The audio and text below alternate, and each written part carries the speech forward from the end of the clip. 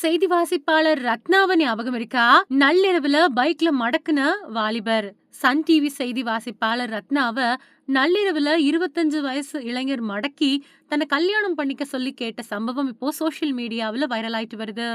Cinema நடிகர் நடிகைகளுக்கு இணையா சின்னத்திரை கலைஞர்களும் டிவி ஆங்கர்களும் பிரபலமாகி ஃபேன் பேஸ வச்சிருக்காங்க. அதுலயும் 90கள்ல டிவில வந்த ஆங்கர்ஸ் செய்தி வாசிப்பாளர்கள மறக்கவே முடியாது. அந்த வகையில 90s கிட்ஸுகளோட ஃபேவரட் செய்தி வாசிப்பாளர் ரத்னா அவங்க மீடியாவுக்குள்ள நுழைஞ்சு 28 வருஷங்கள் ஆயிடுச்சு.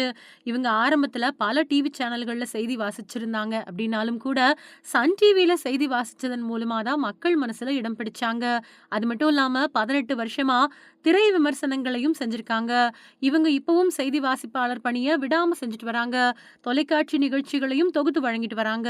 சொந்தமா பிசினஸ் பண்ணிட்டு வராங்க. இத்தனை வேலைகள் இருந்தாலும் ரத்னா சோஷியல் மீடியாவுல ஆக்டிவா இருப்பாங்க. இவங்க தன்னோட வாழ்க்கையில நடந்த ஒரு சம்பவம் பத்தி Facebook பக்கத்துல பகிர்ந்திருக்காங்க. அதுல அவங்க 1995வது வருஷம் முகம் தெரியற அளவுக்கு கொஞ்சம் பிரபலமாக தொடங்கியிருந்தாங்க. அந்த புடவையில ஷூட்டிங்க முடிச்சுட்டு ஒரு ஸ்டூடியோவுல இருந்து புகைப்படம் எடுத்துக்கிட்டு வள்ளுவர் கோட்டம் வழியா ஸ்கூட்டில வீட்டுக்கு போய்கிட்டு இருந்தாங்க. 25 வயசு மதிக்கத்தக்க பையன் அவங்கள சிக்னல்ல வழிமறைச்சிருக்கான். "நீங்க சன் டிவி ரத்னா தானே?" அப்படின்னு கேட்டிருக்கான். "ஆமா" அப்படின்னு இவங்க சொல்ல, "உங்கள கல்யாணம் பண்ணிக்கணும் அப்படின்னு ஆசைப்படுறேன். உங்களோட பதில் என்ன?" அப்படின்னு கேட்டிருக்கான். வெலவெலத்து போயி, "sorry, no chance. I am already married" அப்படின்னு சொல்லியிருக்காங்க. ரொம்பவே ஏமாற்றம் அடைஞ்ச அவன் அத அத முகத்துல காட்டியிருக்கான்.